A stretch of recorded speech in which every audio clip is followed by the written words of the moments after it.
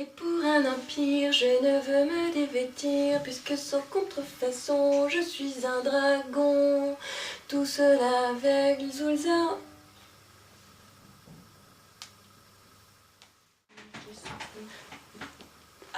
Bonjour, bonjour!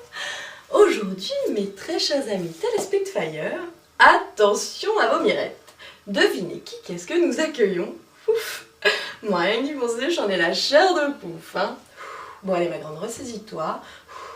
Je disais donc, très chers amis téléspectateurs, aujourd'hui nous accueillons le MacGyver anachronien, l'X-Men des travaux de l'impossible, l'Indiana Jones de la technique.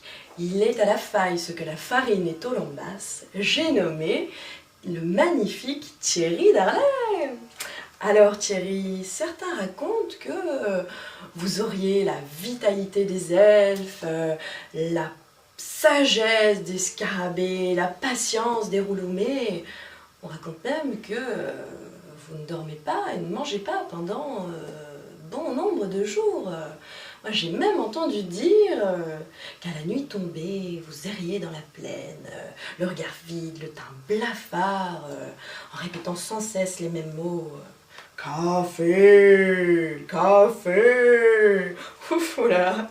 Moi ça me fout les pétoches ce truc là. Ouf. Enfin bon. Donc du coup, la question que tout le monde se pose, Thierry, c'est comment faites-vous pour vous tenir? Non, quand même, c'est normal. Qu'est-ce qui vous donne ce rythme endiablé, cette cadence hivernale? Alors moi, de mon côté, je me suis mise à réflexionner. Et j'ai trouvé une explication rationnelle. Ben quoi, oui, rationnelle, moi aussi j'ai un bon verbage. Donc, comme je disais, je me suis mise à réflexionner et j'ai trouvé la solution. Ouais, j'ai un petit peu découvert votre secret, quoi. Vous êtes Super Thierry, hein? Bah oui, une sorte de super-héros des temps nouveaux. Alors mais attention, hein, faut pas vous en faire, hein. Je serais muette comme une tarte, hein. Non, crois en moi, crois en Pierre, si je mens que je me transforme en verre. Oh.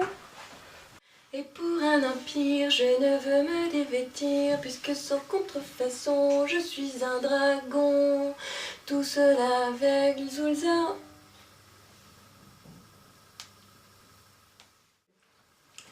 Mes très chers amis téléspectateurs, c'est avec un grand émotionnement aujourd'hui et tout émouvu que j'accueille l'ex-présidente, the king of the fight, le vif d'or de la tchatch, le maître de la queue plate, j'ai nommé le grand, le merveilleux, le sublissimissime Castor.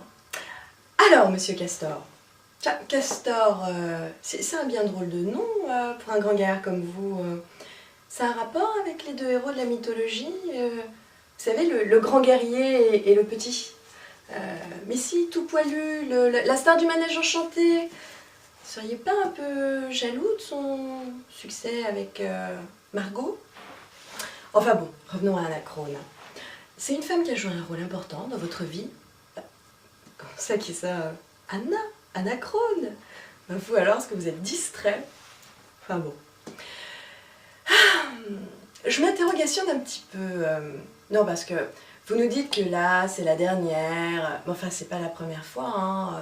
Alors, je me disais qu'éventuellement, d'ici 2 ou 3 ans, quand vous serez bien reposé, hein, parce qu'il faut connaître, c'est pas un métier facile. Éventuellement, vous pourriez peut-être nous en remettre un petit coup. Enfin bon, je dis ça. En tout cas, moi, ce que j'ai préféré, c'est votre perso lion, Ravintorn. Et puis, avec ou sans la tête, hein. Et l'autre, là, le scorpion, caïf noir. Oh là là. Enfin.